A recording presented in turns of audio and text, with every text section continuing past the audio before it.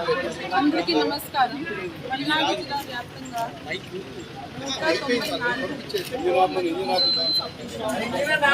ఈ బంక్స్ కొన్ని చోట్ల నిన్న సండే ఉండడం వల్ల షార్టేజెస్ వచ్చాయి. చాలామంది ఇది ప్యానిక్ బైక్కి వచ్చారు. వాళ్ళు అనుకుని ఏదో డీజిల్ షార్టేజ్ వస్తుంది అనుకుని ముందుగా వచ్చారు.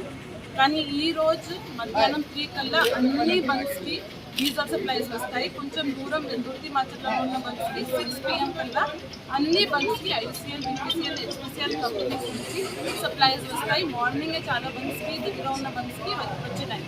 సో ఎవరు కూడా దీనికి షార్టేజ్ అనుకొని ప్యానిక్ బైంగ్కి రాకూడదు. సిటిజన్స్ అందరి నుంచి కోఆపరేషన్ కావాలి. ఎందుకంటే ఇది హిస్టారికల్ సేల్స్ డేటా చూస్తే గత సంవత్సరం ఏప్రిల్లో ఎన్ని సేల్స్ జరిగినాయి, దానికి 2 times వరకు మన దగ్గర ఎప్పుడు స్టాక్ అవైలబుల్ ఉన్నాయి అన్ని బంక్స్. కానీ కొంతమంది ఫుల్ అన్నీ నేను మొత్తం ఫిల్ చేయాలి, నాకు ఎంత స్టాక్ కావాలి దానికంటే 2 times ఉండాలి నా దగ్గర అది అనుకుని ఎక్కువ వస్తున్నారు. కాబట్టి లిమిట్ పెట్టడం జరిగింది. 2 వీలర్స్కి కూడా ఎంత ఈ రోజుకి కావాలి అంతవరకు ఇస్తున్నాము. 4 వీలర్స్కి, ట్రాలీస్కి, ట్రాక్టర్స్కి ప్రస్తుతం వాళ్ళకి ఏం కావాలి ఈ రోజుకి రేపటి వరకు సరిపోయేటట్టుగా ఇవ్వడం జరుగుతుంది. కానీ ఎక్కడ కూడా ఈవినింగ్ 5 కల్లా షార్టేజ్ ఉండదు. ప్రతి ఒక్క బంక్కి సప్లైస్ వస్తాయి. సో ఎవరు కూడా ప్యానిక్ బైంగ్కి వెళ్ళకూడదు, హోర్డింగ్కి వెళ్ళకూడదు. రైతులకి కూడా చెప్పడం జరుగుతుంది.